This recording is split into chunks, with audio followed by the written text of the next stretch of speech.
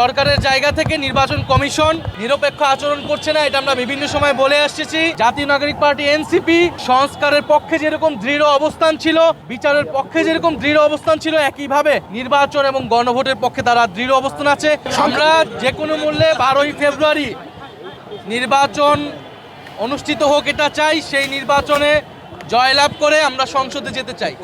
আমাদের সামনে একমাত্র এজেন্ডা সরকারের জায়গা থেকে নির্বাচন কমিশন নিরপেক্ষ আচরণ করছে না, এটা আমরা বিভিন্ন সময় বলে আসছি। তারা একটি বিশেষ দলকে বিশেষ ধরনের সুবিধা দিচ্ছে। এই যে গত কয়েকদিন নির্বাচনী প্রচারণার নিয়ম না থাকলেও তারা নির্বাচনী প্রচারণা করেছে, অন্যদিকে গণভোটের পক্ষে প্রচারণা করতে যেয়ে আমাদেরকে নির্বাচন কমিশন শোকজ নোটিশ দিয়েছে। ফলে আমরা এটা বারবার বলেছি যে নিরপেক্ষতা থাকতে হলে নিরপেক্ষ আচরণ করতে হবে, কিন্তু আমরা চাই যে কোনো মূল্যে সামনের দিকে এগিয়ে যেতে।